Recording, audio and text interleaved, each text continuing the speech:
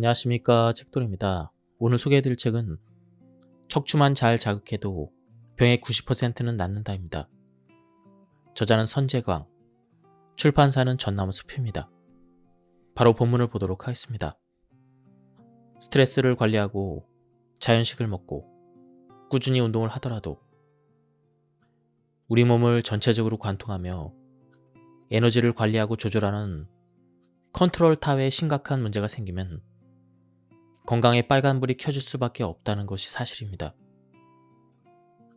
우리 몸의 컨트롤 타워에 문제가 생기면 뇌로부터 전해지는 에너지 정보 등의 신호가 각 장기에 효율적으로 전달되지 않기 때문입니다. 우리 몸의 컨트롤 타워는 바로 척추입니다. 그래서 척추를 인체의 기둥, 인체의 대들보라고 합니다. 척추에서 시작된 신경들은 온몸으로 뻗어나가 신체 대부분의 기능을 통제하고 조절합니다. 또한 뇌로부터 전해지는 각종 신호를 각 장기에 전달하는 역할까지 합니다. 우리는 척추를 단순히 등뼈로 알고 있지만 사실 척추는 온몸을 조절하는 컨트롤 타워로서 우리가 평생을 건강하게 살도록 해주는 인체의 대들보인 것입니다. 척추 건강을 지키려면 일상의 생활 습관을 개선하는 것이 도움이 됩니다. 신체의 유연성과 근력을 기르거나 의자에 오래 앉아있지 않아야 합니다. 갑자기 무거운 물건을 들어올리는 일을 삼가하고 척추에 부담을 주는 자세는 피하는 것이 좋습니다. 교통사고나 낙상, 부딪힘 사고를 겪지 않도록 항상 주의해야 합니다. 그런데 현실은 우리 대부분이 척추 건강을 해치는 생활을 하고 있습니다. 오랜 시간 책상에 앉아서 공부나 업무를 하고 운동을 거의 안 하는 사람도 있습니다. 또 교통사고로 골절 등의 손상을 입는 경우도 한 해에만 수만 건에 이릅니다. 이렇듯 우리 스스로 척추 건강을 악화시키고 있는데 이제라도 척추 건강의 중요성을 깨닫고 평소 척추를 관리하는 자세가 절실하게 필요합니다. 뼈에는 여러 가지 역할이 있습니다. 의학의 발달로 발견된 뼈의 중요한 역할이 하나 더 있습니다. 그것은 뼈 안에 혈액을 만드는 골수가 있다는 것입니다. 뼈의 역할은 여기에 그치지 않습니다. 뼈의 성질 중 매우 중요한 또 다른 하나는 생체 정기적 성질입니다. 이를 이해하기 위해서는 압전소자라는 말을 알아야 합니다. 압전소자란 기계적인 외력이 가해지면 전압이 발생하거나 반대로 전압이 걸리면 변형되는 소자를 말합니다. 이 말은 뼈를 자극하면 생체 전기가 발생해 인체에 영향을 준다는 것입니다. 우리가 지압이나 마사지, 척추 교정을 받으면 피로가 풀리고 통증이 사라지는 이유는 뼈의 특정 부분이 자극되면서 생체 에너지의 발생이 촉진되기 때문입니다. 뼈의 이런 정기적인 성질 덕분에 뼈의 특정 부위가 손상되더라도 다시 회복되고 뼈에서 발생한 생체 전기가 인체의 다른 곳으로 전달이 되어 에너지원으로 사용되는 것입니다. 뼈는 인체에서 반도체의 역할을 합니다. 일반적으로 반도체는 소량의 불순물이 들어 있어야 합니다. 그래야만 특정 방향으로 전류를 흘러보내거나 혹은 차단할 수가 있습니다. 그런데 뼈에는 구리가 일부 섞여 있습니다. 이 구리는 성장 과정에서 뼈의 성장 방향을 조절해 다리와 팔을 자라게 하는 역할을 하고 있습니다. 운동을 하면 몸이 건강해진다는 말에도 이러한 뼈의 중요성이 반영되어 있습니다. 예를 들어 걷기나 조깅, 스트레칭, 요가 등의 운동을 하면 근육뿐만 아니라 뼈도 자극을 받습니다.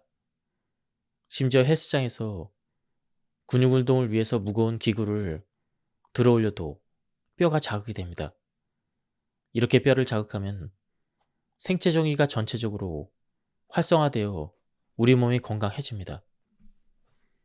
우리 몸이 건강하기 위해서는 생체 에너지가 원활하게 순환돼야 되는데 척추의 뒤틀림이 신경을 압박해서 혈액순환이 제대로 되지 않으면 산소와 영양소의 부족 현상이 지속되어 결국 질병이 발생하는 것이다. 이러한 사실 역시 실험으로 검증되었다. 미국 콜로라도 대학교에서 실험을 했는데 동물을 해부해서 신경을 분리하고 그 사이에 전구를 설치했더니 전구가 켜졌다. 이는 생체의 특정한 전기 에너지가 흐른다는 것을 의미한다. 이후 신경의 작은 동전 하나를 올려놓았더니 전구의 밝기가 현저하게 감소했고 동전 하나를 더 올려놓자 아예 불이 들어오지 않았다. 신경의 동전을 올린 것은 뒤틀린 척추가 신경을 압박하는 것과 같은데 동전을 올리자 불이 들어오지 않는 건 동전이 생체의 전기 에너지에 흐름을 방해한다는 것을 의미한다. 최근 연구에서도 척추가 물리적으로 굽어 있거나 문제가 생기면 다양한 장기들이 영향을 받는다는 사실이 밝혀졌다. 등이 구부정하게 굽어 있으면 위를 압박해서 소화 기능이 떨어지고 팽만감, 헛배부름 증상이 나타나기도 한다. 허리에 가해지는 부담이 크면 노폐물이 원활히 배출되지 못하고 생리불순이 생기기도 한다. 또한 척추 측만증은 폐에 부담을 주어 호흡에 지장을 준다. 기혈이 막히면 통증이 생긴다. 경혈은 예민한 곳이라 자극하면 아프다. 경혈을 눌러서 아프면 사람들은 상당히 불쾌하게 생각하는데 한의학에서는 이 통증을 인체가 치유되는 과정이라고 본다. 아프다는 것은 하나의 증상일 뿐이다. 건강이 좋지 않아도 아프지만 건강이 좋아질 때도 이 과정을 겪는다. 예를 들어 감기에 걸리면 열이 나면서 몸이 아프다. 이때 한약을 복용하면 피부의 열을 없애거나 체내 열을 없애기 위해 인체가 열을 더 발생시키는데 이로써 몸이 더 아프면서 치료가 된다. 이열치열인 것이다. 그러니 몸에서 열이 나거나 통증이 발생하면 지금 내 몸이 치유되고 있구나. 이런 좋은 신호로 받아들여야 한다. 통증은 면역력이 작동하는 하나의 방식이다. 신체의 전기 에너지에 관한 연구는 의학계에서 꾸준히 있어 왔다. 이 연구들의 중요한 발견 중 하나가 상해 전류 혹은 손상 전류이다.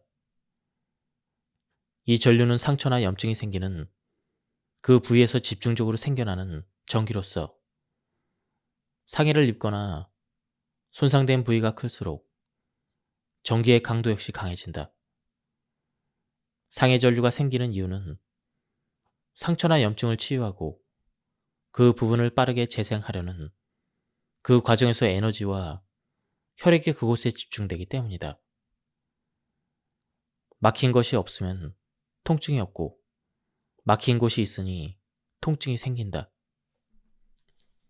몸에 생기는 모든 통증은 막힌 곳이 있다는 증거이고 막힌 곳을 뚫으면 통증도 사라진다는 것이다.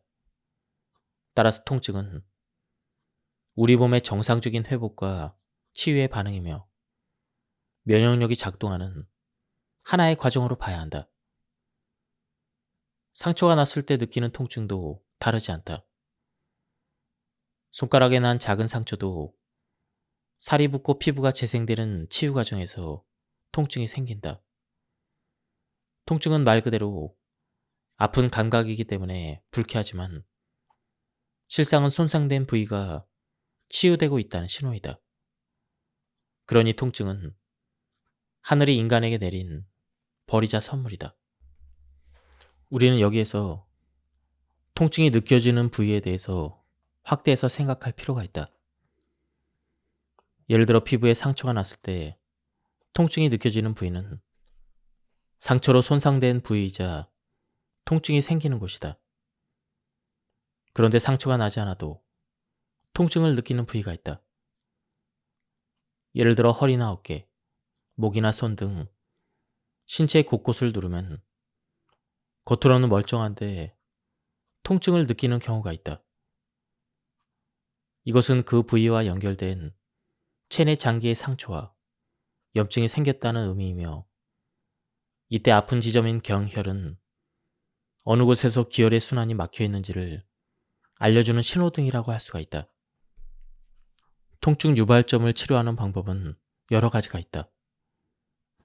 우선은 녹이는 방법이 있다.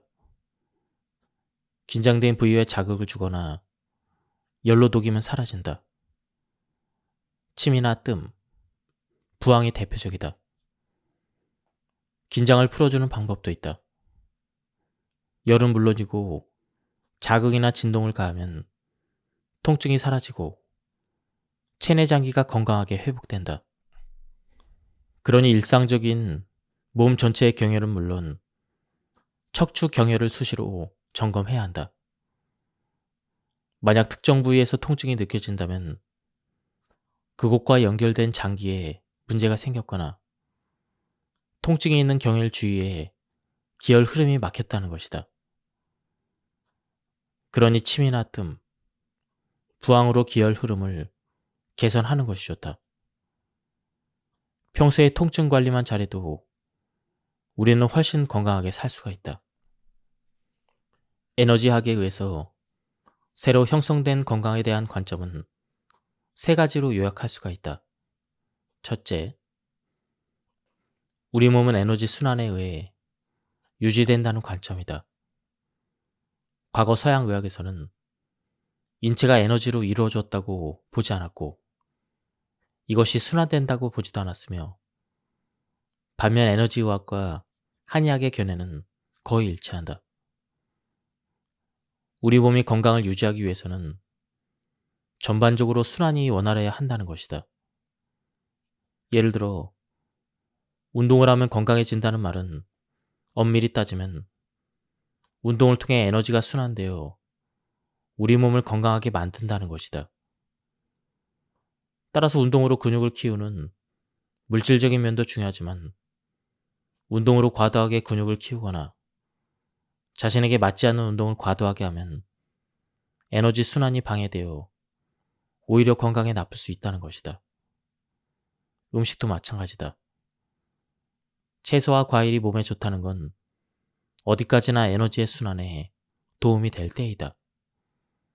만약 채소와 과일을 에너지 순환이 방해될 정도로 과잉 섭취하거나 지나치게 채소 편식을 하면 에너지 대사가 방해되어 오히려 건강을 해칠 수가 있다.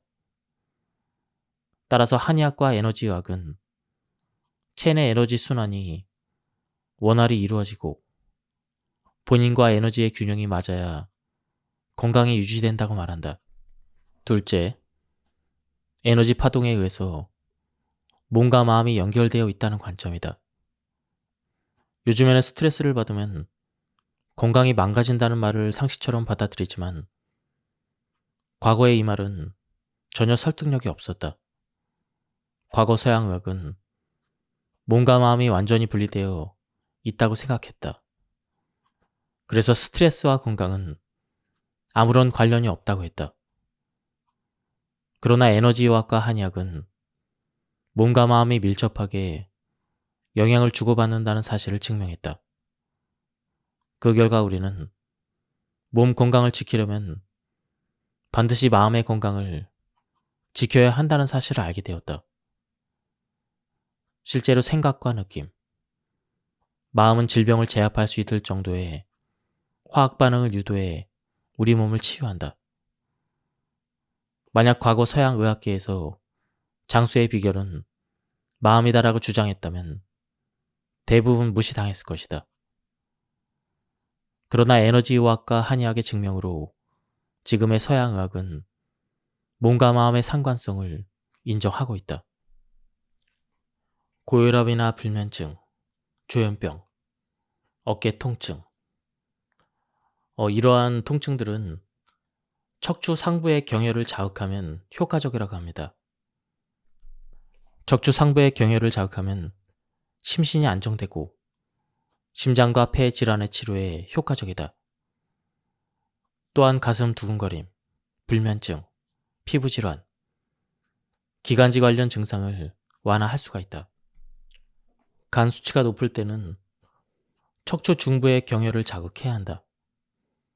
간 수치가 높은 사람은 대체로 피로감이 크고 소화도 잘 되지 않는 경향이 있다. 이럴 때 척추의 중부 경혈을 자극해주면 상당히 호전될 수가 있다. 관리하지 않으면 합병증의 위험성이 큰 당뇨병도 척추 중부의 경혈을 자극한다. 다만 당뇨병은 먹는 음식과 밀접한 관련이 있기 때문에 적절한 식이요법을 병행을 해야 한다. 운동 역시 규칙적으로 해야 한다. 대체로 1개월 정도 자극하면 공복 혈당이 정상화되고 체온도 다소 올라가 면역력 강화에 도움이 된다. 음식을 먹고 체하는 증상인 식체 역시 위장의 기능을 담당하는 척추 중부의 경혈을 자극해야 한다. 식체는 위장의 기운이 약해져 생기는 증상이기 때문에 경혈을 자극하는 것만으로도 상당히 호전될 수가 있다. 갱년기 증상, 생리통, 허리 통증, 무릎 통증. 이러한 고통들은 척추 하부의 경혈을 자극하면 효과적이라 합니다. 나이가 들면 자연스럽게 생기는 갱년기 증상은 척추 하부의 경혈을 자극하면 좋다. 1개월 정도면 갑자기 땀이 나는 증상이 줄어들고 안면 홍조의 빈도도 점차 줄어든다.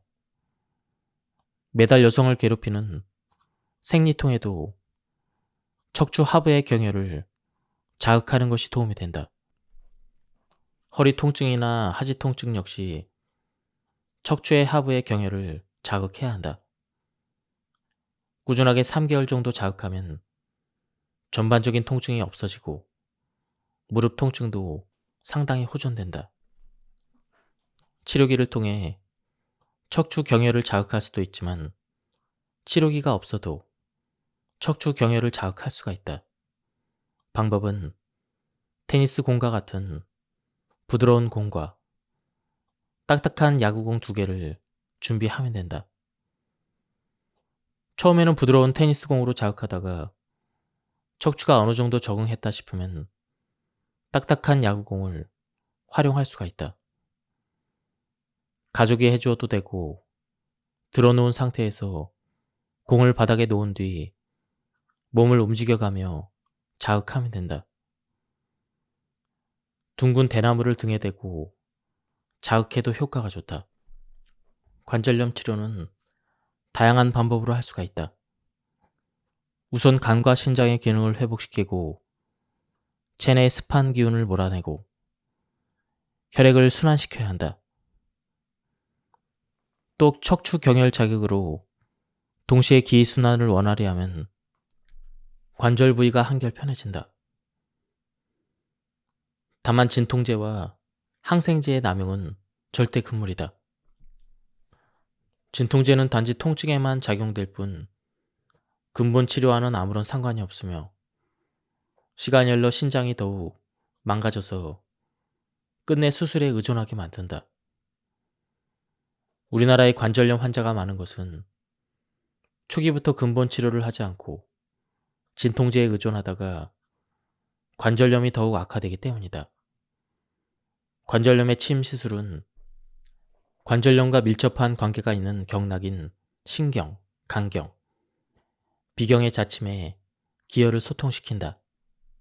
이렇게 하면 기혈순환이 원활해지고 찬바람이나 찬기운, 습기가 없어지면서 통증이 완화되고 저린 증상이 사라지는 등 치료가 잘 된다.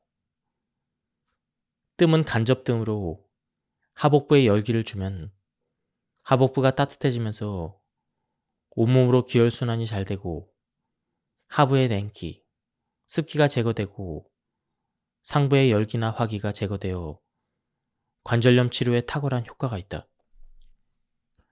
평소 척추와 관절 건강을 지키기 위해서는 꾸준히 운동하는 것이 중요하다. 다만 척추와 관절에 통증이 있다면 과격하게 운동하는 것은 오히려 좋지 않다. 어떤 운동이든 몸에 부담을 주지 않아야 하고 운동을 하다가 부상을 입지 않아야 한다. 또 바른 자세를 익혀서 해야 하며 남과 경쟁하지 말고 본인의 몸 상태에 맞게 관절에 무리를 주지 않는 그 선에서 운동과 강도를 서서히 늘려나가는 것이 좋다. 관절에 가장 좋은 운동은 걷기이다.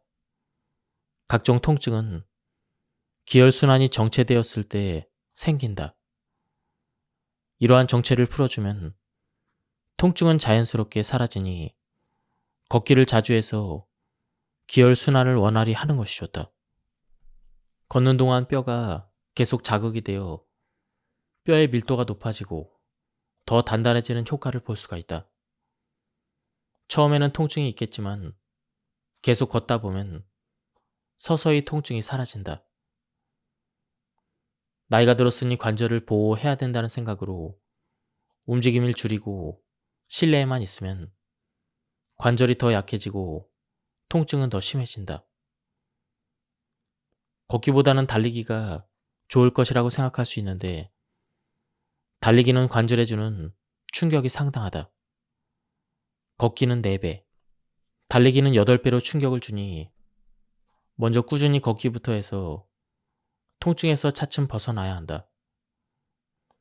일반적으로 숨이 찰 정도로 빨리 걷는 것이 좋다고 하는데 천천히 걷는다고 해서 운동 효과가 없는 것은 아니다. 짧으면 20분, 길면 40분 정도 천천히 걸어도 운동 효과를 누릴 수가 있다. 보통 도시에 사는 노인보다 농촌에 사는 노인들의 관절 상태가 조금 더 나은 경우가 있다.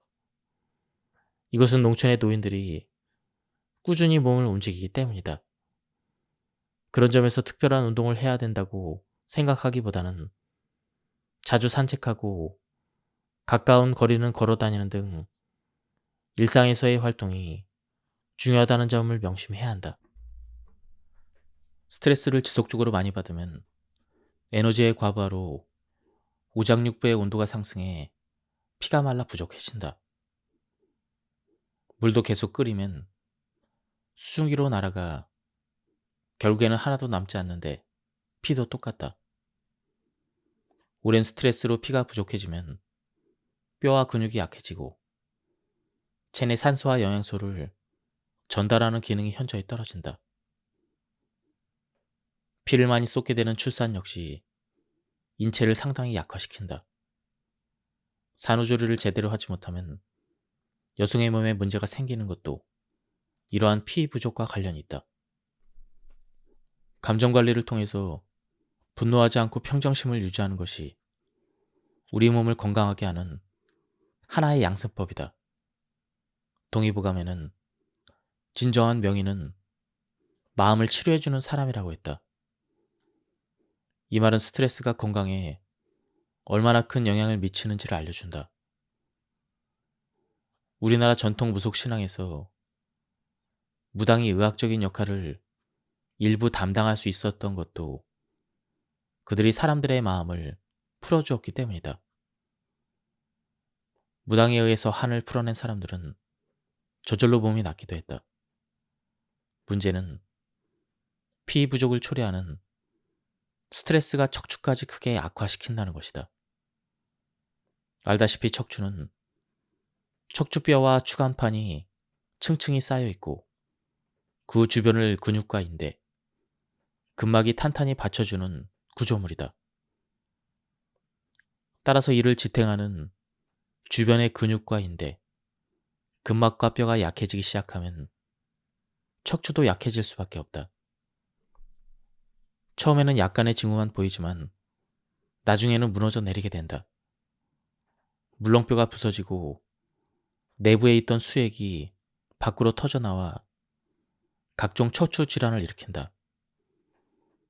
그나마 뼈를 둘러싼 근막이나 근육의 문제로 발생한 질환은 근막만 잘 치료되면 회복되는 경우가 많이 있다.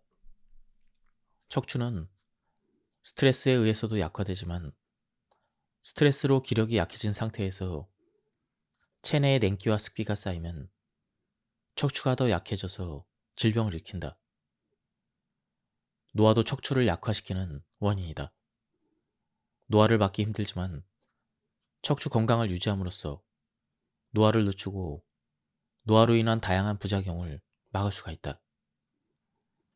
면역력이 약해서 체내에 냉기와 습기가 쌓이면 면역력이 더 약해지는 등 인체에 나쁜 영향을 미치니 평소에 체온, 냉기, 습기 관리에도 신경을 써야 한다. 인체는 날씨에 많은 영향을 받는다. 흐리고 우중충한 날이면 어김없이 관절이 붓거나 저리거나 더 아파진다. 습도가 높아지고 기압은 낮아지기 때문에 혈류량이 감소하고 관절의 압력이 상승하고 신경과 근육이 자극을 받아 통증이 심해지기 때문이다. 이와 반대로 따뜻하거나 습도가 낮은 날에는 통증이 덜하다. 하지만 날씨가 좋지 않아도 면역력이 강하면 통증이 생기지 않는다. 안타깝게도 현대인은 일상적으로 냉기와 습기에 지나치게 노출되어 있다. 현대인은 인스턴트 식품을 자주 먹는데 인스턴트 식품도 냉기와 습기가 강한 음식이다. 이러한 음식들은 소화가 잘 되지 않아 기혈순환을 방해해서 열기를 머리로 향하게 한다. 과도하게 긴장하거나 스트레스를 받아도 열과 위로 올라가 두통이 생길 수가 있다. 노출이 심한 옷차림은 하체를 차갑게 만든다. 여름에는 물론이고 겨울에도 짧은 치마나 얇은 옷감의 옷을 입으면 냉기가 하체로 침입한다. 수면이 부족해도 체온이 내려간다. 수면이 부족하면 근육이나 혈관이 수축해서 혈액순환이 방해받고 그 결과 우리 몸에서는 열이 제대로 생산되지 않기 때문이다. 커피 문화도 영향을 미친다. 얼어 죽어도 아이스 커피라는 문화가 생기면서 추운 겨울에도 차가운 커피를 마시니 냉기와 습기에 의해서 몸이 상하고 체온은 당연히 떨어진다. 이렇게 냉기와 습기를 많이 접하면 면역력이 현저히 저하되어 알레르기 질환과 아토피 질환이 생기고 불안이나 불면, 수면장애, 당뇨병, 갑상생 질환 등 온갖 질병이 생겨난다. 생활 속에서 접하는 냉기와 습기에 대처하는 가장 좋은 방법은 운동이다. 많은 전문가가 평소 운동을 하라고 강조하는 것은 폐활량과 근육량을 늘리려는 이유뿐만 아니라 운동을 통해 근력을 강화해 체온을 높이려는 것이다. 낮아진 체온을 올리기 위한 한의학에서는 경혈의 뜸과 침 시술을 병행한다. 특히 침 시술은 전문적인 기술이 있어야 하지만 뜸의 경우 고난도의 기술이 필요하지 않기 때문에 일반인도 활용해서 경혈을 자극하고 체온을 올릴 수가 있다. 뜸은 인체에 열을 가해 치료하는 방법이다. 뜸은 북방 지역에서 유목 생활을 하는 사람들도 많이 활용했다. 또한 나이가 들면 음식 섭취량이 줄어든다. 치아 상태가 좋지 않아 먹는 것이 부실해지고 쉽게 삼킬 수 있는 빵이나 밀가루 등 정제 탄수화물을 많이 먹게 된다. 그러나 나이가 들어서 정제 탄수화물을 많이 섭취하면 혈액 속에 포도당이 많아지고 다 사용하지 못한 포도당은 지방으로 저장되어 내장 비만의 원인이 되고 다양한 염증을 일으킬 가능성이 높아진다. 정제 탄수화물을 많이 섭취할수록 피의 생성이 부족해지고 독소가 증가해 내장 비만, 고혈압, 당뇨병, 고지혈증은 물론 각종 관절염이 생긴다. 피가 부족하면 골수도 자연스럽게 줄어든다. 원래 피는 골수로부터 만들어지지만 골수는 피로부터 만들어진다. 그러나 피가 부족해지면 뼈 자체가 약해질 수밖에 없다. 이러한 영향은 당연히 뼈로 가는데 척추뼈도 영향을 받아 척추 건강이 급속도로 나빠진다. 그래서 나이가 들수록 정제 탄수화물보다는 식이섬유와 영양소가 풍부한 통곡물 위주의 식사를 하는 것이다. 다만 치아가 좋지 않고 위장의 기능이 약한 사람들은 백미에 통곡물을 섞어 먹는 등 자신의 몸 상태에 맞게 절충안을 찾는 것이 좋다. 살펴본 것처럼 척추는 일상에서 많은 위험에 노출되어 있다. 척추가 무너지면 온몸의 건강이 무너진다. 질병이 있는 환자나 기력이 쇠한 노인이 곧 서지 못하는 것도 이런 이유 때문이다. 체내에서 에너지가 정체되면 질병이 생길 수 있으며 에너지의 흐름이 개선되면 질병이 치유될 수가 있다. 에너지 흐름을 촉진하기 위한 다양한 방법을 온열요법이라 칭하며 이를 위해 40에서 41도의 뜸이나 사우나, 도자기나 팩을 이용한 찜질기 등을 활용한다. 이러한 온열요법은 특히 한의학에서 뜸을 이용해 지금도 광범위하게 활용되고 있으며 뜸의 효과는 서양의학도 인정하고 있다. 특히 온열요법은 암치료의 보조요법으로 활용될 만큼 뛰어난 효능을 발휘한다. 암세포는 42도 이상에서 모두 죽기 때문에 우리나라의 대형 병원에서도 다양한 온열요법으로 암 환자들을 치료하고 있다. 이처럼 체온이 중요하니 우리는 반드시 체온 유지를 위한 노력을 해야 한다. 하루 30분 이상 운동을 하고 따뜻한 차나 물을 마시는 것도 도움이 된다. 그리고 명상을 통해 교감신경과 부교감신경의 균형을 맞추는 일도 중요하다. 또 반신욕이나 조욕을 하면 혈액순환이 좋아지면서 체온이 오른다. 중요한 방법이 또 있다. 몸 전반에 흩어져 있는 경혈과 척추에 집중되어 있는 척추 경혈을 자극하는 것이다. 경혈을 자극하면 막혀있던 기의 흐름이 뚫리고 에너지가 활성화되어 체온이 오른다.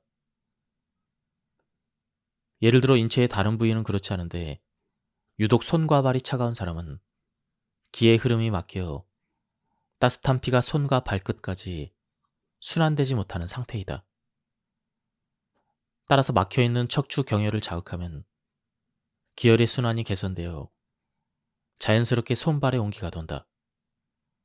특히 인체의 각 장기와 연결되어 있는 척추 경혈을 자극하면 온몸의 신진대사가 한꺼번에 활발해져서 면역력이 강화된다. 비만은 척추에 큰 부담이다.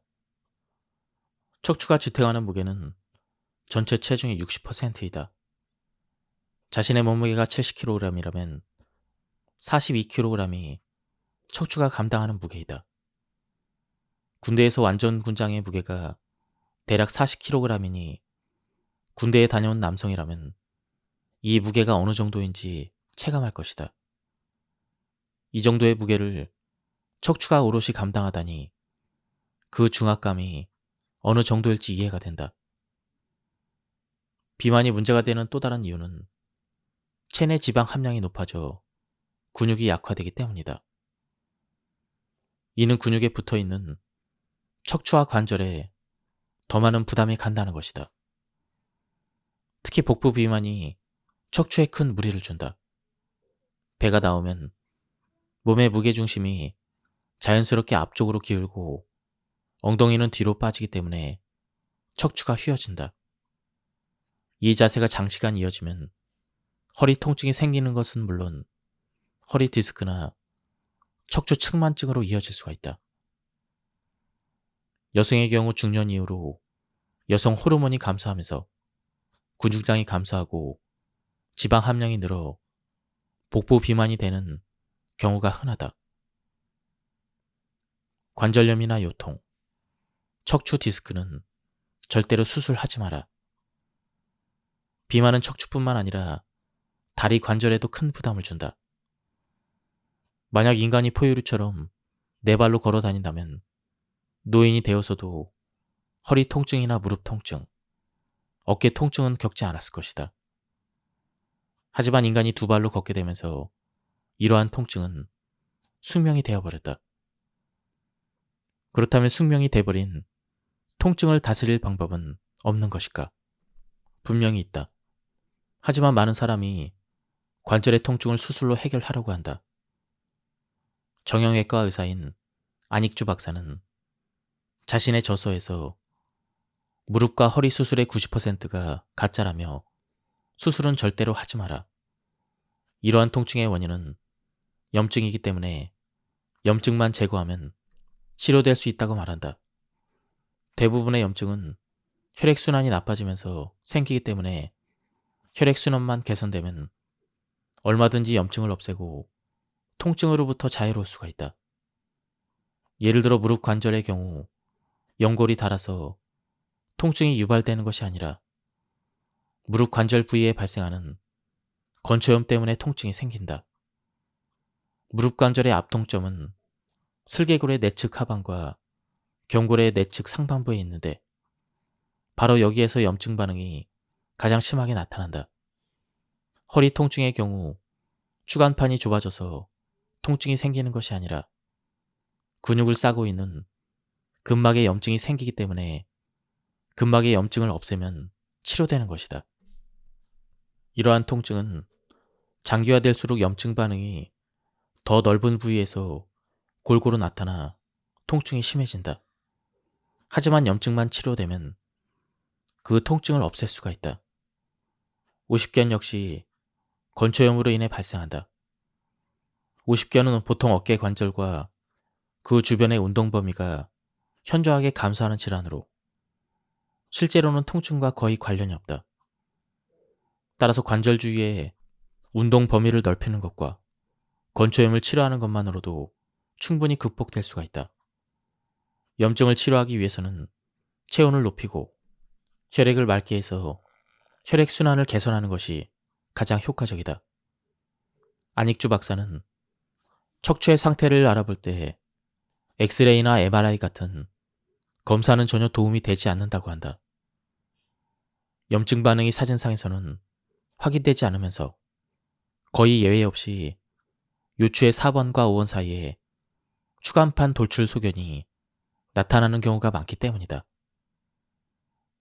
그러니 허리나 무릎이 아프다고 해서 디스크인가 봐라고 단정 짓고 정형외과로 달려갈 것이 아니라 염증을 없애는 노력을 먼저 해야 한다.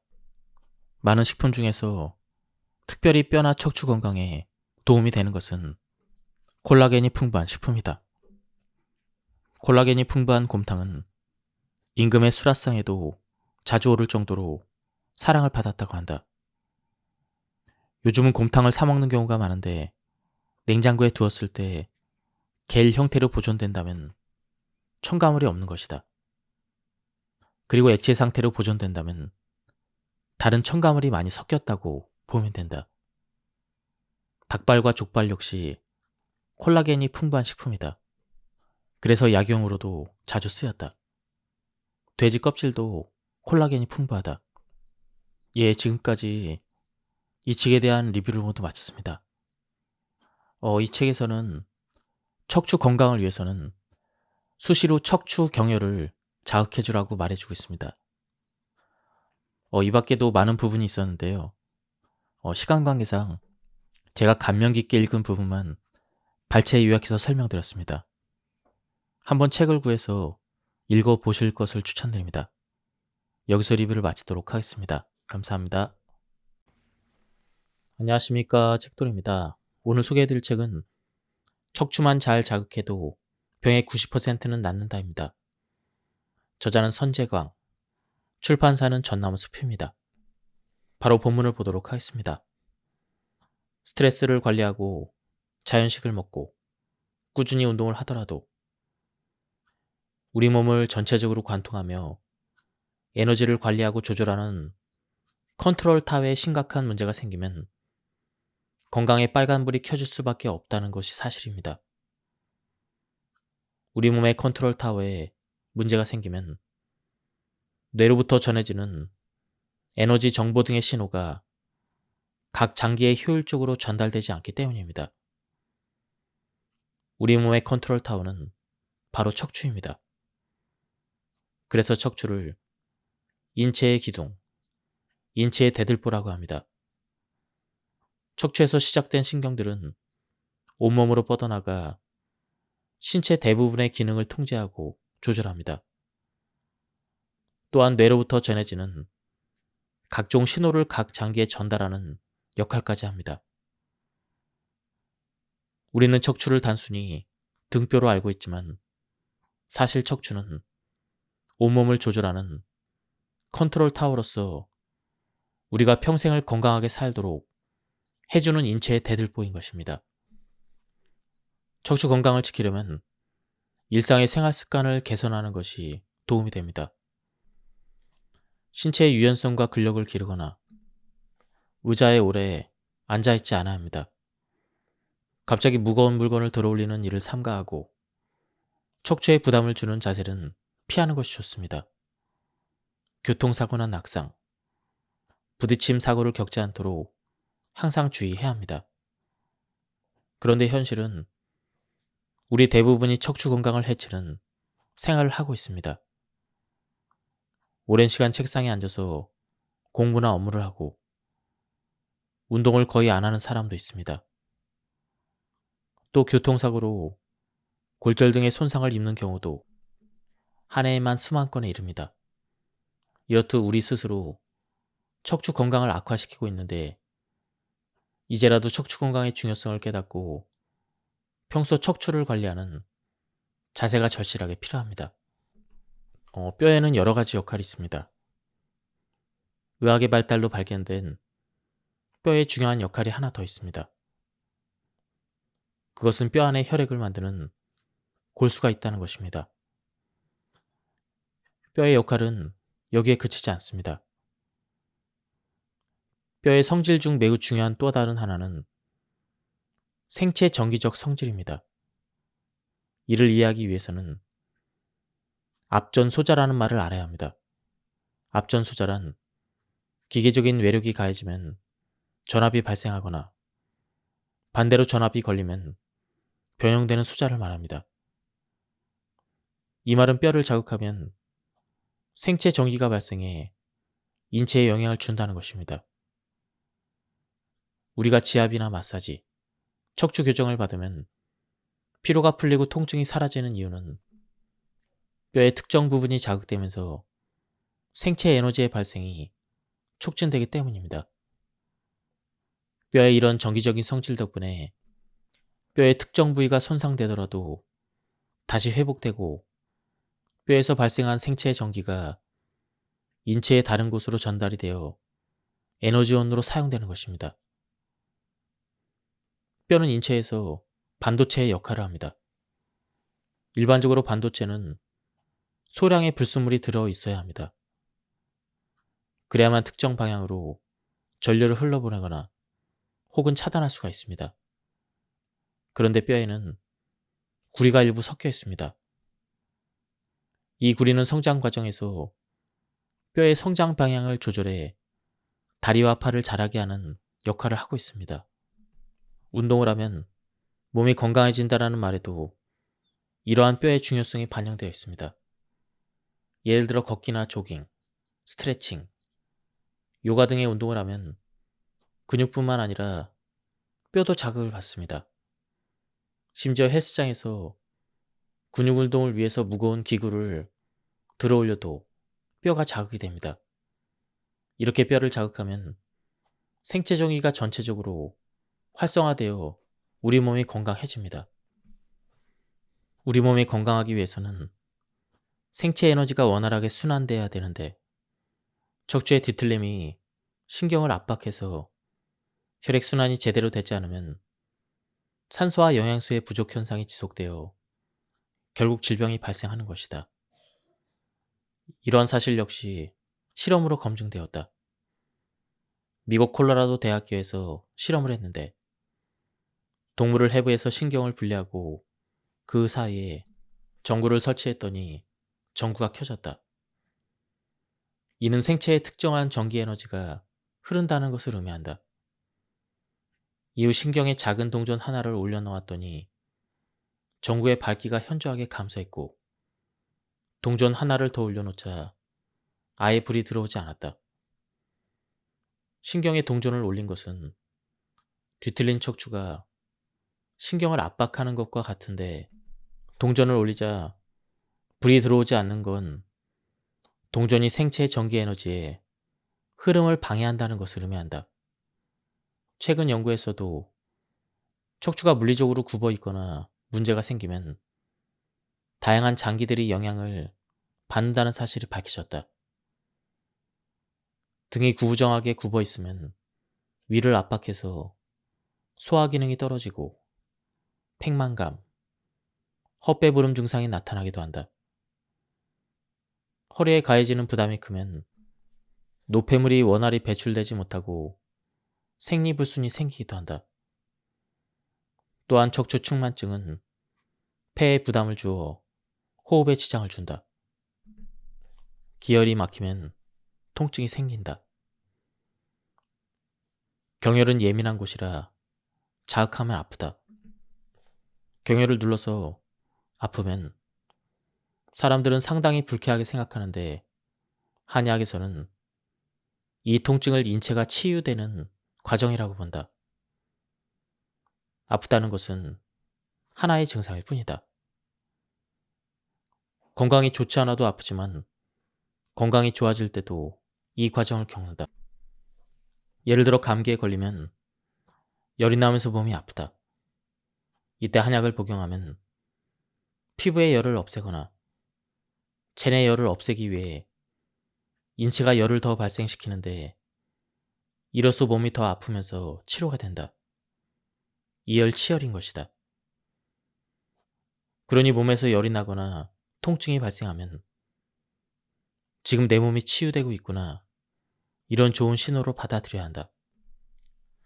통증은 면역력이 작동하는 하나의 방식이다. 신체의 전기 에너지에 관한 연구는 의학계에서 꾸준히 있어 왔다. 이 연구들의 중요한 발견 중 하나가 상해 전류 혹은 손상 전류이다. 이 전류는 상처나 염증이 생기는 그 부위에서 집중적으로 생겨나는 전기로서 상해를 입거나 손상된 부위가 클수록 전기의 강도 역시 강해진다. 상해 전류가 생기는 이유는 상처나 염증을 치유하고 그 부분을 빠르게 재생하려는 그 과정에서 에너지와 혈액이 그곳에 집중되기 때문이다. 막힌 것이 없으면 통증이 없고 막힌 곳이 있으니 통증이 생긴다.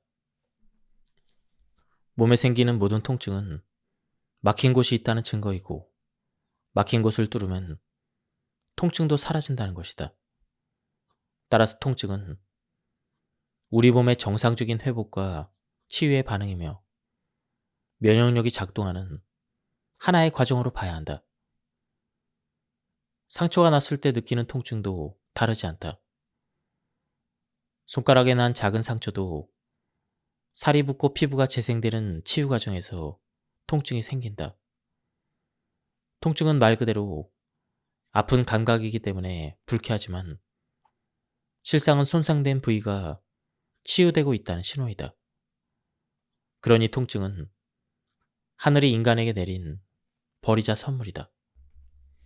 우리는 여기에서 통증이 느껴지는 부위에 대해서 확대해서 생각할 필요가 있다.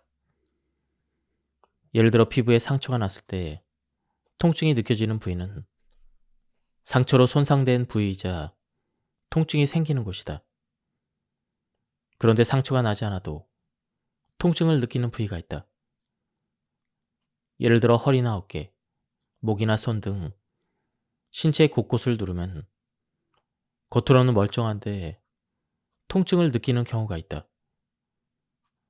이것은 그 부위와 연결된 체내 장기의 상처와 염증이 생겼다는 의미이며, 이때 아픈 지점인 경혈은 어느 곳에서 기혈의 순환이 막혀 있는지를 알려주는 신호등이라고 할 수가 있다. 통증 유발점을 치료하는 방법은 여러 가지가 있다. 우선은 녹이는 방법이 있다. 긴장된 부위에 자극을 주거나 열로 녹이면 사라진다. 침이나 뜸, 부항이 대표적이다. 긴장을 풀어주는 방법도 있다. 열은 물론이고 자극이나 진동을 가하면 통증이 사라지고 체내 장기가 건강하게 회복된다. 그러니 일상적인 몸 전체의 경혈은 물론 척추 경혈을 수시로 점검해야 한다. 만약 특정 부위에서 통증이 느껴진다면 그곳과 연결된 장기에 문제가 생겼거나 통증이 있는 경혈 주위에 기혈 흐름이 막혔다는 것이다. 그러니 침이나 뜸, 부항으로 기혈 흐름을 개선하는 것이 좋다. 평소에 통증 관리만 잘해도 우리는 훨씬 건강하게 살 수가 있다. 에너지학에 의해서 새로 형성된 건강에 대한 관점은 세 가지로 요약할 수가 있다. 첫째, 우리 몸은 에너지 순환에 의해 유지된다는 관점이다. 과거 서양 의학에서는 인체가 에너지로 이루어졌다고 보지 않았고 이것이 순환된다고 보지도 않았으며, 반면 에너지 의학과 한의학의 견해는 거의 일치한다. 우리 몸이 건강을 유지하기 위해서는 전반적으로 순환이 원활해야 한다는 것이다. 예를 들어 운동을 하면 건강해진다는 말은 엄밀히 따지면 운동을 통해 에너지가 순환되어 우리 몸을 건강하게 만든다는 것이다. 따라서 운동으로 근육을 키우는 물질적인 면도 중요하지만 운동으로 과도하게 근육을 키우거나 자신에게 맞지 않는 운동을 과도하게 하면 에너지 순환이 방해되어 오히려 건강에 나쁠 수 있다는 것이다. 음식도 마찬가지다. 채소와 과일이 몸에 좋다는 건 어디까지나 에너지의 순환에 도움이 될 때이다. 만약 채소와 과일을 에너지 순환이 방해될 정도로 과잉 섭취하거나 지나치게 채소 편식을 하면 에너지 대사가 방해되어 오히려 건강을 해칠 수가 있다. 따라서 한의학과 에너지의학은 체내 에너지 순환이 원활히 이루어지고 본인과 에너지의 균형이 맞아야 건강이 유지된다고 말한다. 둘째, 에너지 파동에 의해서 몸과 마음이 연결되어 있다는 관점이다. 요즘에는 스트레스를 받으면 건강이 망가진다는 말을 상식처럼 받아들이지만 과거의 이 말은 전혀 설득력이 없었다. 과거 서양의학은 몸과 마음이 완전히 분리되어 있다고 생각했다.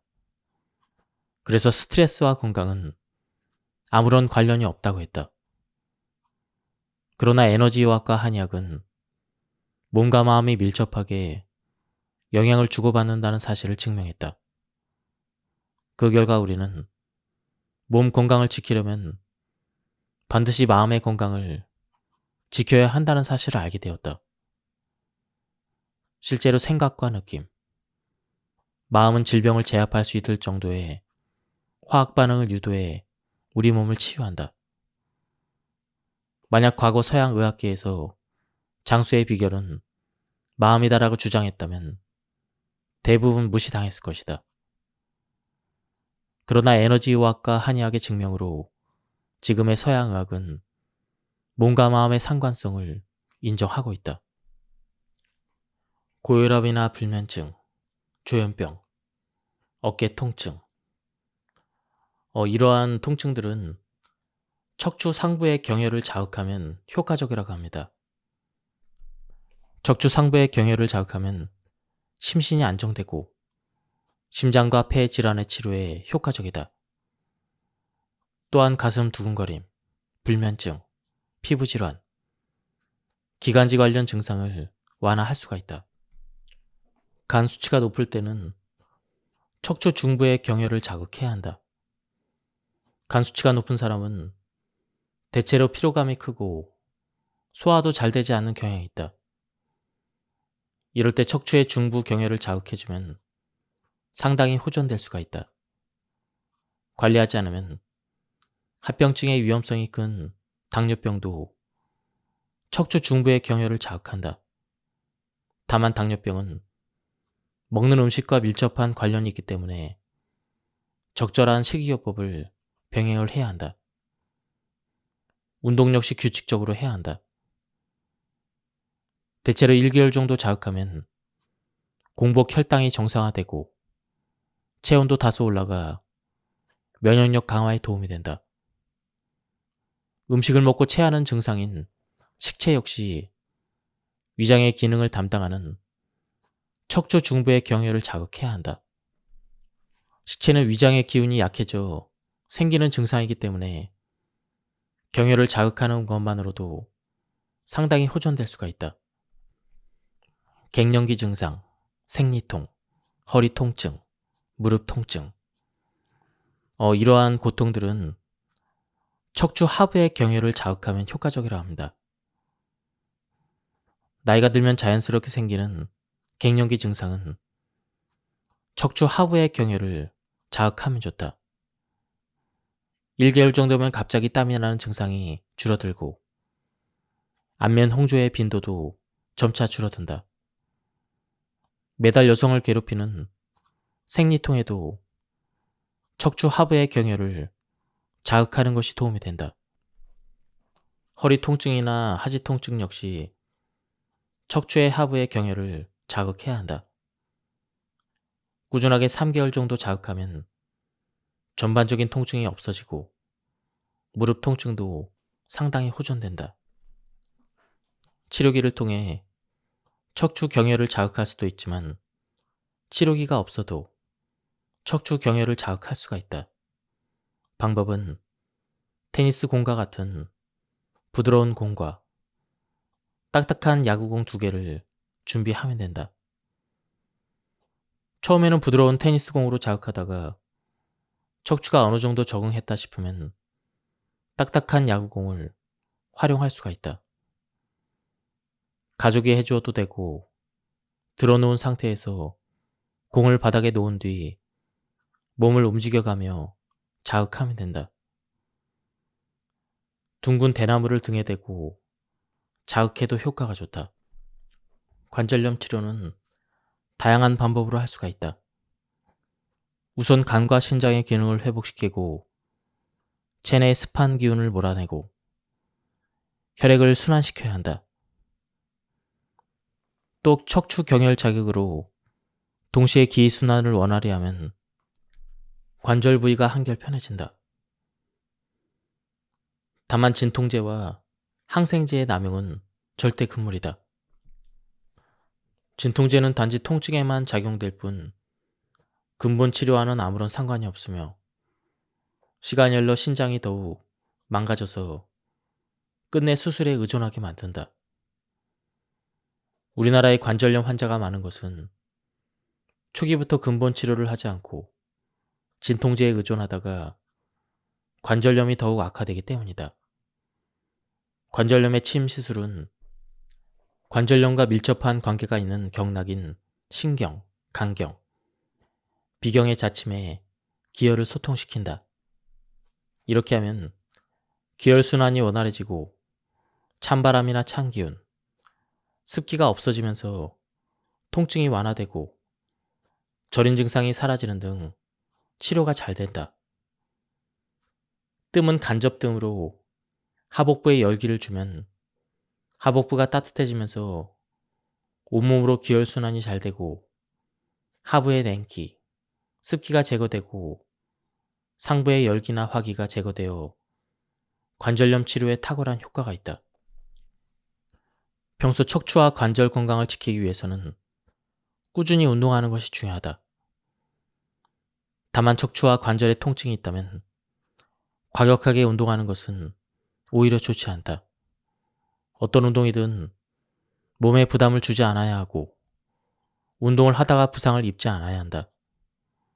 또 바른 자세를 익혀서 해야 하며 남과 경쟁하지 말고 본인의 몸 상태에 맞게 관절에 무리를 주지 않는 그 선에서 운동과 강도를 서서히 늘려나가는 것이 좋다. 관절에 가장 좋은 운동은 걷기이다. 각종 통증은 기혈순환이 정체되었을 때 생긴다. 이러한 정체를 풀어주면 통증은 자연스럽게 사라지니 걷기를 자주 해서 기혈순환을 원활히 하는 것이 좋다.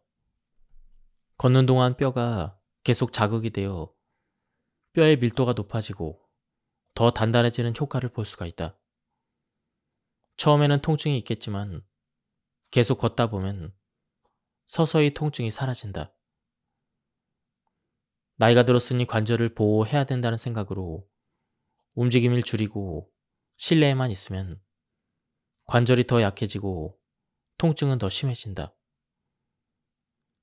걷기보다는 달리기가 좋을 것이라고 생각할 수 있는데 달리기는 관절에 주는 충격이 상당하다. 걷기는 4배, 달리기는 8배로 충격을 주니 먼저 꾸준히 걷기부터 해서 통증에서 차츰 벗어나야 한다. 일반적으로 숨이 찰 정도로 빨리 걷는 것이 좋다고 하는데 천천히 걷는다고 해서 운동 효과가 없는 것은 아니다. 짧으면 20분, 길면 40분 정도 천천히 걸어도 운동 효과를 누릴 수가 있다. 보통 도시에 사는 노인보다 농촌에 사는 노인들의 관절 상태가 조금 더 나은 경우가 있다. 이것은 농촌의 노인들이 꾸준히 몸을 움직이기 때문이다. 그런 점에서 특별한 운동을 해야 된다고 생각하기보다는 자주 산책하고 가까운 거리는 걸어 다니는 등 일상에서의 활동이 중요하다는 점을 명심해야 한다. 스트레스를 지속적으로 많이 받으면 에너지의 과부하로 오장육부의 온도가 상승해 피가 말라 부족해진다. 물도 계속 끓이면 수증기로 날아가 결국에는 하나도 남지 않는데 피도 똑같다. 오랜 스트레스로 피가 부족해지면 뼈와 근육이 약해지고 체내 산소와 영양소를 전달하는 기능이 현저히 떨어진다. 피를 많이 쏟게 되는 출산 역시 인체를 상당히 약화시킨다. 산후조리를 제대로 하지 못하면 여성의 몸에 문제가 생기는 것도 이러한 피 부족과 관련이 있다. 감정 관리를 통해서 분노하지 않고 평정심을 유지하는 것이 우리 몸을 건강하게 하는 하나의 양세법이다. 동의보감에는 진정한 명의는 마음을 치료해주는 사람이라고 했다. 이 말은 스트레스가 건강에 얼마나 큰 영향을 미치는지를 알려준다. 우리나라 전통 무속 신앙에서 무당이 의학적인 역할을 일부 담당할 수 있었던 것도 그들이 사람들의 마음을 풀어주었기 때문이다. 무당에 의해서 한을 풀어낸 사람들은 저절로 몸이 낫기도 했다. 문제는 피 부족을 초래하는 스트레스가 척추까지 크게 악화시킨다는 것이다. 알다시피 척추는 척추뼈와 추간판이 층층이 쌓여 있고 그 주변을 근육과 인대, 근막이 탄탄히 받쳐주는 구조물이다.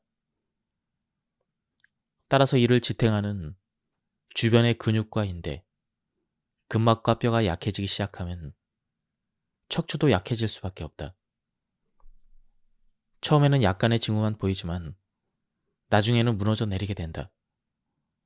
물렁뼈가 부서지고 내부에 있던 수액이 밖으로 터져나와 각종 척추 질환을 일으킨다.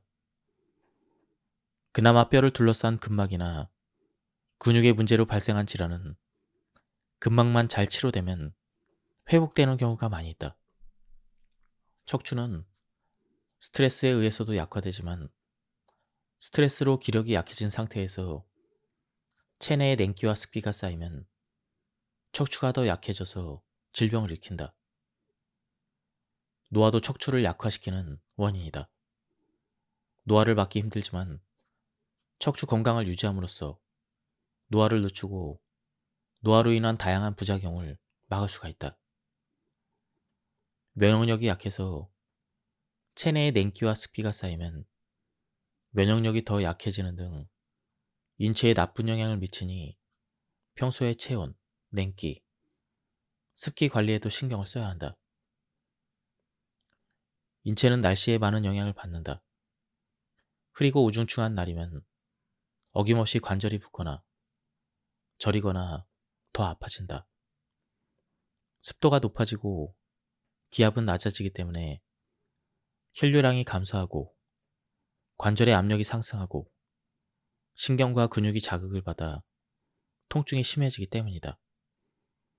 이와 반대로 따뜻하거나 습도가 낮은 날에는 통증이 덜하다. 하지만 날씨가 좋지 않아도 면역력이 강하면 통증이 생기지 않는다. 안타깝게도 현대인은 일상적으로 냉기와 습기에 지나치게 노출되어 있다. 현대인은 인스턴트 식품을 자주 먹는데 인스턴트 식품도 냉기와 습기가 강한 음식이다. 이러한 음식들은 소화가 잘 되지 않아 기혈순환을 방해해서 열기를 머리로 향하게 한다. 과도하게 긴장하거나 스트레스를 받아도 열과 위로 올라가 두통이 생길 수가 있다.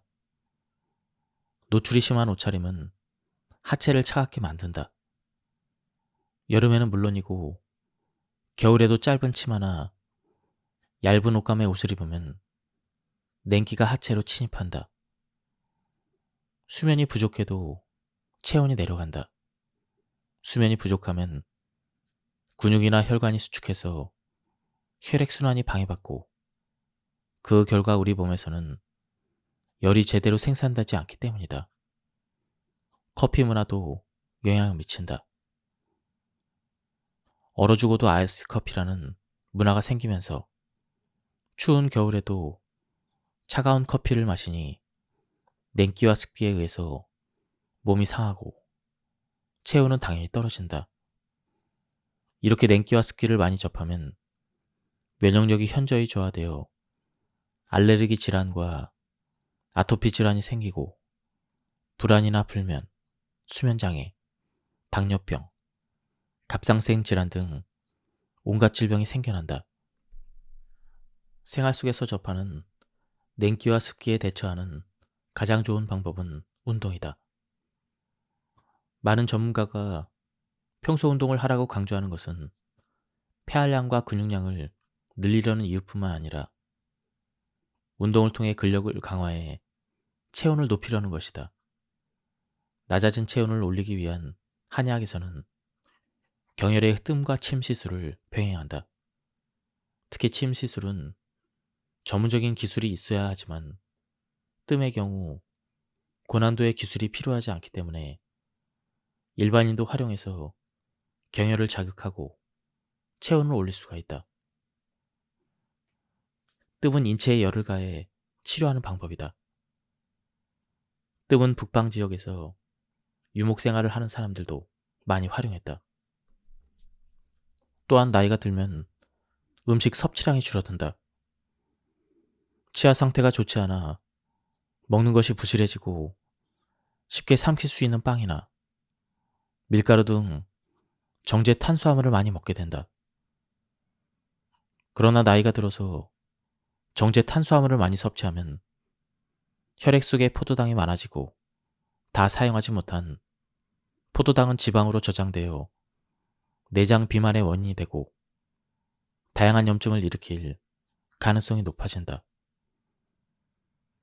정제 탄수화물을 많이 섭취할수록 피의 생성이 부족해지고 독소가 증가해 내장 비만, 고혈압, 당뇨병, 고지혈증은 물론 각종 관절염이 생긴다.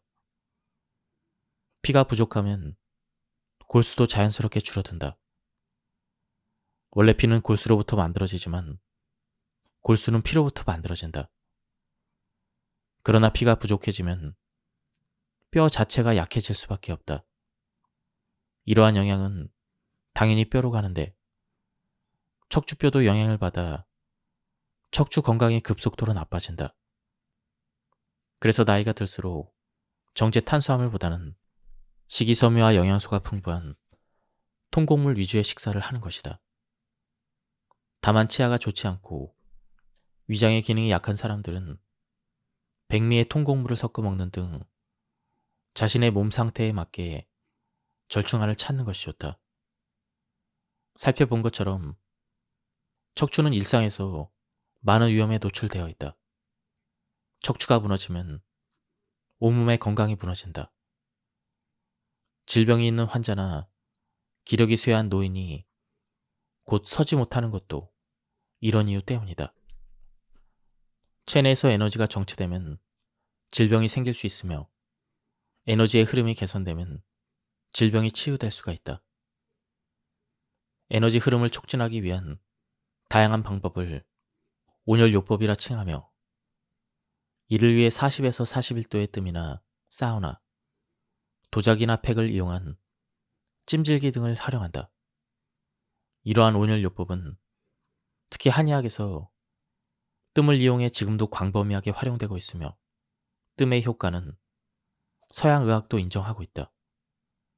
특히 온열요법은 암치료의 보조요법으로 활용될 만큼 뛰어난 효능을 발휘한다. 암세포는 42도 이상에서 모두 죽기 때문에 우리나라의 대형 병원에서도 다양한 온열요법으로 암 환자들을 치료하고 있다. 이처럼 체온이 중요하니 우리는 반드시 체온 유지를 위한 노력을 해야 한다. 하루 30분 이상 운동을 하고 따뜻한 차나 물을 마시는 것도 도움이 된다. 그리고 명상을 통해 교감신경과 부교감신경의 균형을 맞추는 일도 중요하다. 또 반신욕이나 조욕을 하면 혈액순환이 좋아지면서 체온이 오른다. 중요한 방법이 또 있다. 몸 전반에 흩어져 있는 경혈과 척추에 집중되어 있는 척추 경혈을 자극하는 것이다. 경혈을 자극하면 막혀있던 기의 흐름이 뚫리고 에너지가 활성화되어 체온이 오른다. 예를 들어 인체의 다른 부위는 그렇지 않은데 유독 손과 발이 차가운 사람은 기의 흐름이 막혀 따뜻한 피가 손과 발끝까지 순환되지 못하는 상태이다. 따라서 막혀있는 척추 경혈을 자극하면 기혈의 순환이 개선되어 자연스럽게 손발에 온기가 돈다. 특히 인체의 각 장기와 연결되어 있는 척추 경혈을 자극하면 온몸의 신진대사가 한꺼번에 활발해져서 면역력이 강화된다. 비만은 척추에 큰 부담이다. 척추가 지탱하는 무게는 전체 체중의 60%이다. 자신의 몸무게가 70kg이라면 42kg이 척추가 감당하는 무게이다. 군대에서 완전 군장의 무게가 대략 40kg이니 군대에 다녀온 남성이라면 이 무게가 어느 정도인지 체감할 것이다. 이 정도의 무게를 척추가 오롯이 감당하다니 그 중압감이 어느 정도일지 이해가 된다. 비만이 문제가 되는 또 다른 이유는 체내 지방 함량이 높아져 근육이 약화되기 때문이다. 이는 근육에 붙어있는 척추와 관절에 더 많은 부담이 간다는 것이다. 특히 복부 비만이 척추에 큰 무리를 준다. 배가 나오면 몸의 무게중심이 자연스럽게 앞쪽으로 기울고 엉덩이는 뒤로 빠지기 때문에 척추가 휘어진다. 이 자세가 장시간 이어지면 허리 통증이 생기는 것은 물론 허리 디스크나 척추 측만증으로 이어질 수가 있다. 여성의 경우 중년 이후로 여성 호르몬이 감소하면서 근육량이 감소하고 지방 함량이 늘어 복부 비만이 되는 경우가 흔하다. 관절염이나 요통, 척추 디스크는 절대로 수술하지 마라. 비만은 척추뿐만 아니라 다리 관절에도 큰 부담을 준다.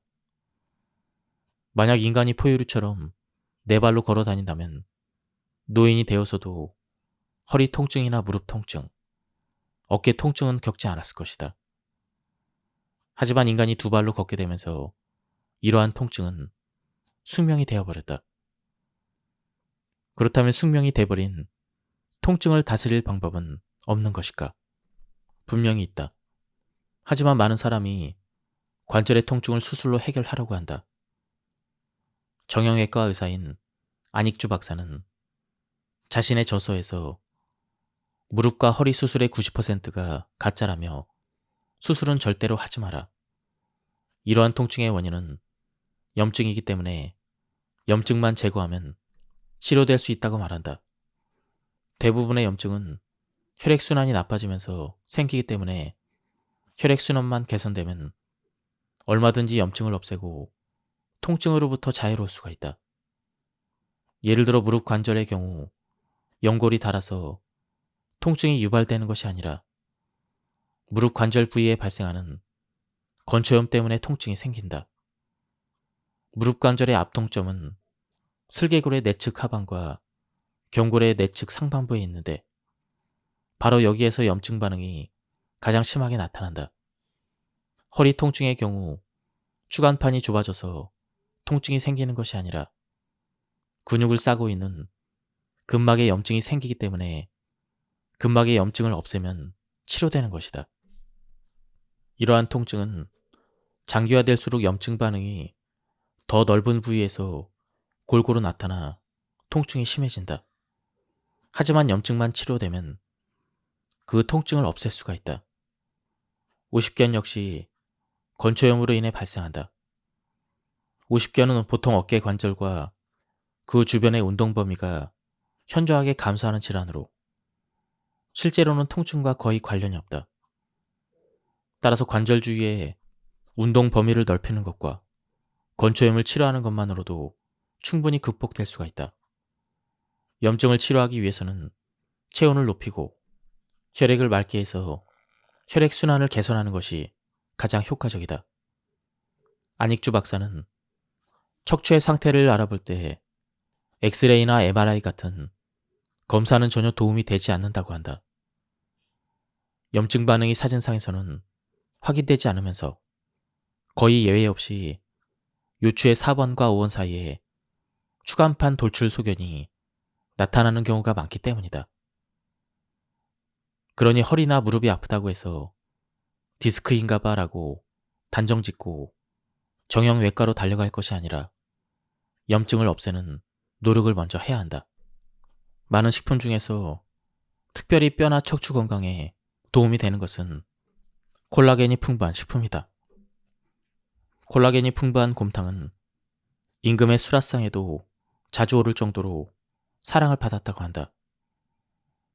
요즘은 곰탕을 사 먹는 경우가 많은데 냉장고에 두었을 때 겔 형태로 보존된다면 첨가물이 없는 것이다.